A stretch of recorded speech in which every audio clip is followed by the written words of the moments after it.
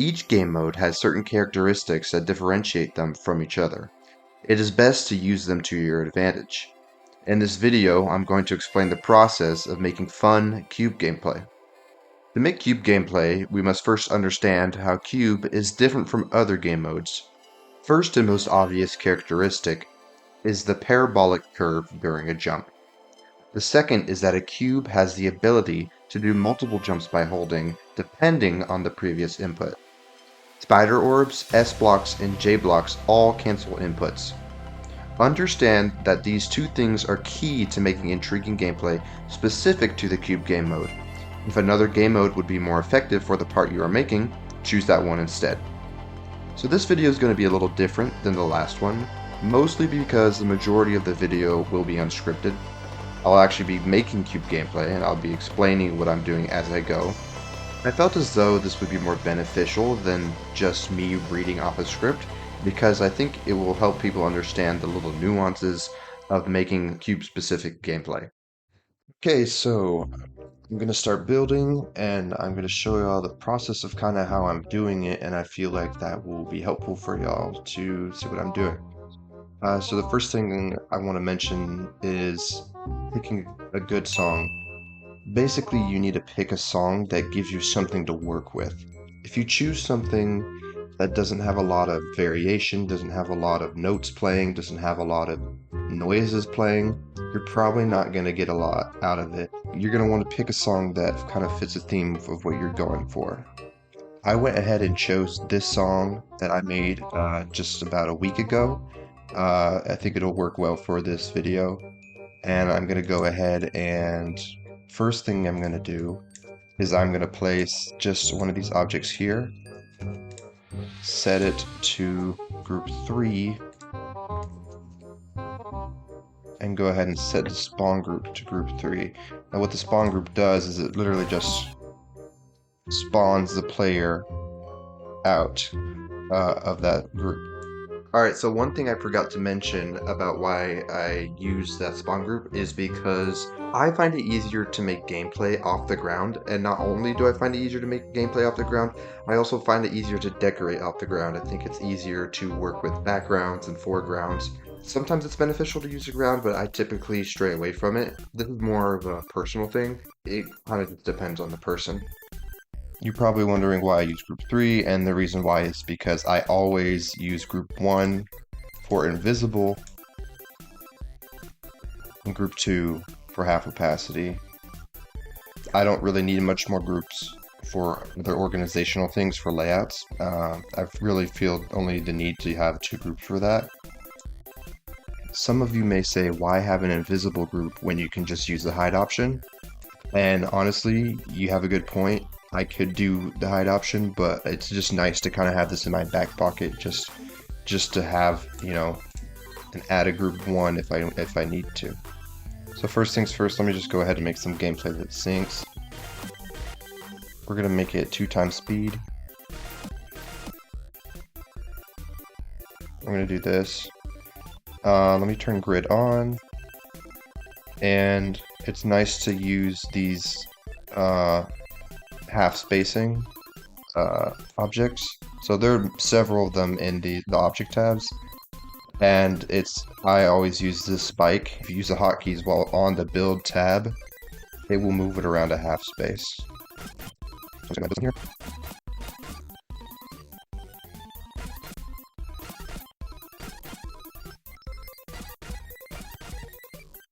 And I should specify that I am making around entry extreme gameplay.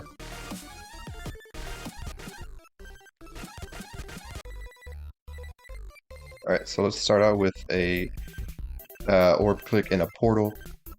I'm going to go ahead and do some basic structuring here. Probably tighten this up a bit. So I'm actually going to do this and this. And it would be better to sync it just a little bit better. So I'm going to move these over a half space. Sync is really important, but not as important as people say it is. I find it much better to have visual sync rather than actual click sync. Click sync can be good here and there, but visual sync is, to me, much more satisfying and overall a lot better to pull off and a lot more fun to pull off. So I have more fun doing visual sync. And there are some other small nuances about syncing stuff perfectly to clicks that is kind of not always the best idea, but I won't really go into it in this video. Um, just to keep it kind of simplistic, I'm gonna just do the basics of what I do to make gameplay.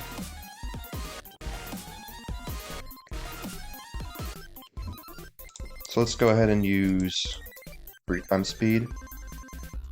I'm pretty comfortable with 3 times speed. 4 times speed is kind of a lot and can be difficult to make gameplay with, so 3 times is just a good place to stick with.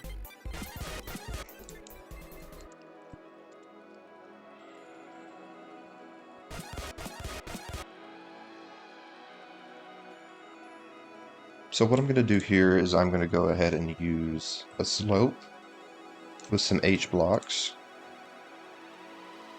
And it's going to force the player down. And I'm actually going to do it sooner.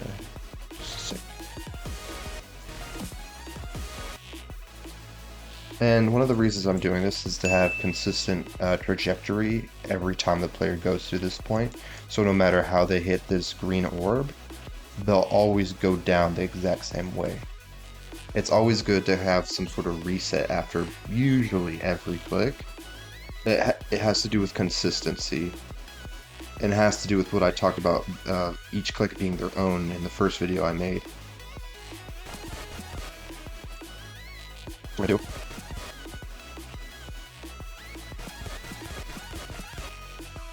One thing I typically do when making a gameplay part is I revolve around a certain gimmick. So what I'm going to do now is I'm going to come up with a gimmick that I like, that I'm going to use throughout the part. And I have one in mind. It's going to be this. So what it is you land, and then what it does is it launches you down. This can be used several times. What I can do is move this. Or I need some work, so move this over. Actually, you know what? I think a spider orb might be better here.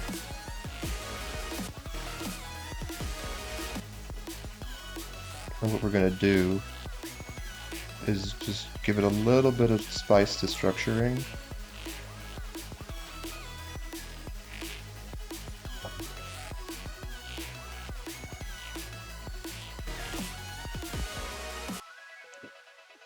So one thing I should talk about really quick about structuring.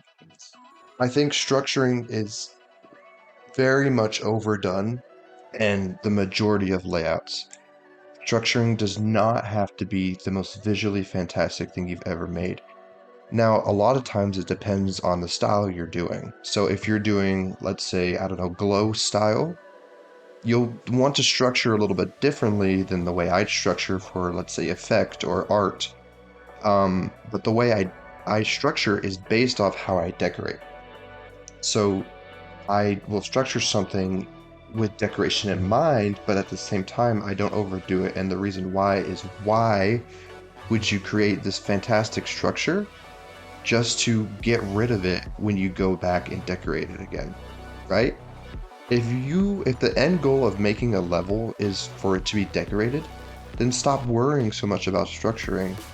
Obviously, you want there to be good variation and enough difference happening to where structures can be decorated in a good way, but you don't need to do all your effort into making the structure fantastic the first time around. It's a waste of time, right? Now, if you were making just a layout for a visual layout's sake to make it look good, then maybe you'd want to put a little more effort into the structuring because it's just a layout.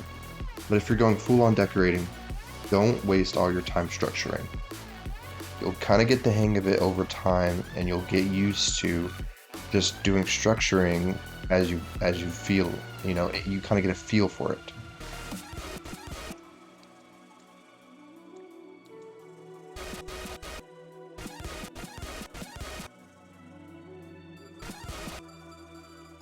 So what I'm going to do is I'm going to kind of copy and paste this gimmick over and over again. And that in a way is limitation. It's limiting my part to one specific gimmick.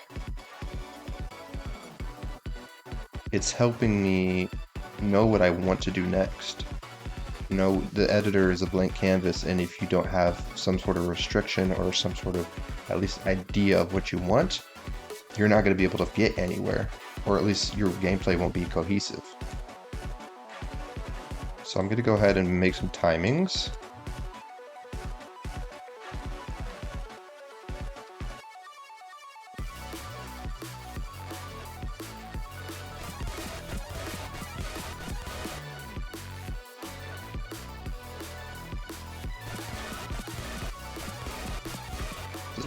So this is what I don't want. This is an inconsistency.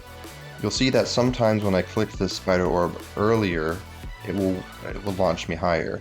So a way to fix this is simply just tighten up the timing. We'll do the same exact trick as moving the objects a half space, but instead of quarter space using this object. Oh, and I forgot to select this one. I'm going to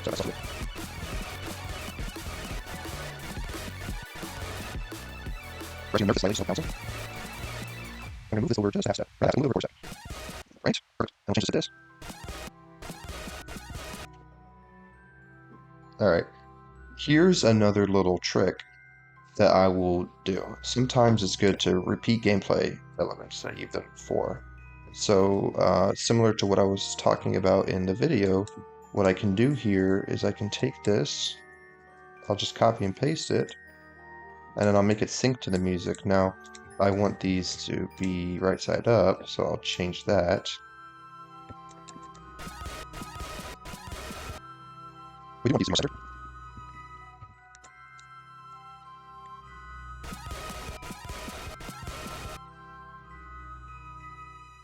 I got people here.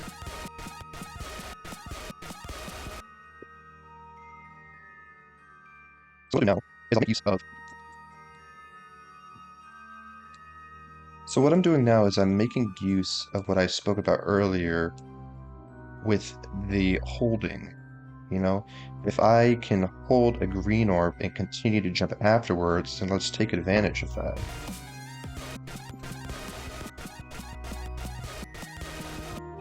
See, that flows kind of well. So we're going to make this a timing.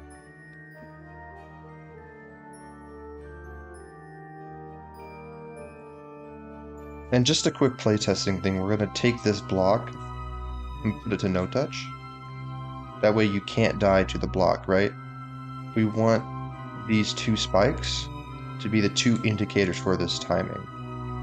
And we don't want this block to be killing us if we miss this spike, right? So that's one way to do that.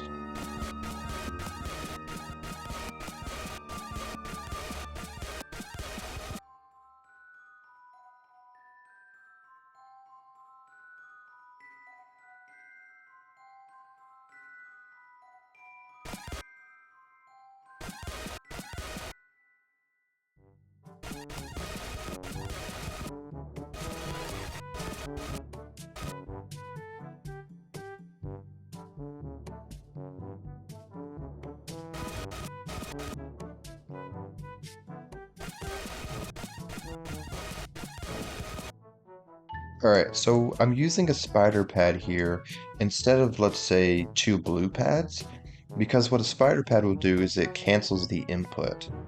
So this is really, really helpful because it's basically like using a J block. Instead of using two blue pads in a J block, it just uses a spider pad. And the reason why you do this instead of two blue pads in a J block is because it's easier to sight read.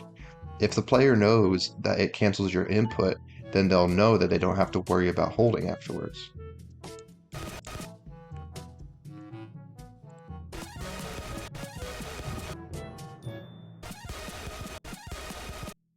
Here's a little cool gimmick that I've made. It's where you have to hit your head on these H blocks, and if you don't hit them, you die. So it's kind of a unique way of enforcing the player to do what you want. Right? Instead of saying, oh, you're going to force you to talk a word, instead you say, or you just do, just H blocks and force them to click here. You click what you want to do.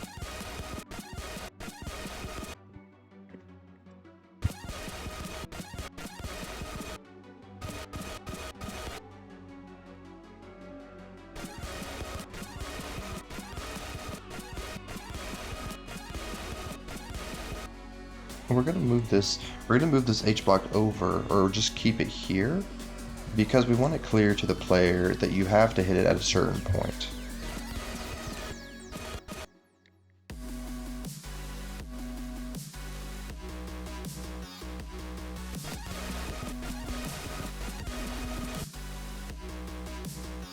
Now this spider orb is an interesting click. Sometimes these types of clicks are not very well received. Clicks where you have to avoid the edge of a block, but if you don't, or if you go too far, then you miss it. So it's sometimes not as fun, and it's kind of on you to gauge whether or not this click is fun and how it plays. Sometimes if the click is more difficult and it relies on a certain gimmick, it's not as fun. So you have to be careful with what you do.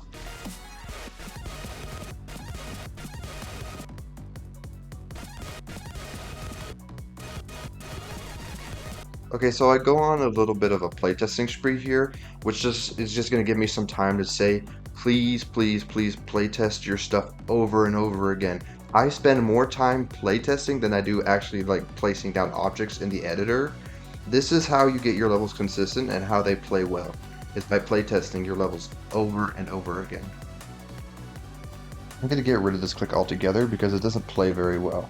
So sometimes it's a good thing to just keep playtesting your gameplay until you feel whether or not something plays right, and this didn't feel right, so I'm going to change it to something else.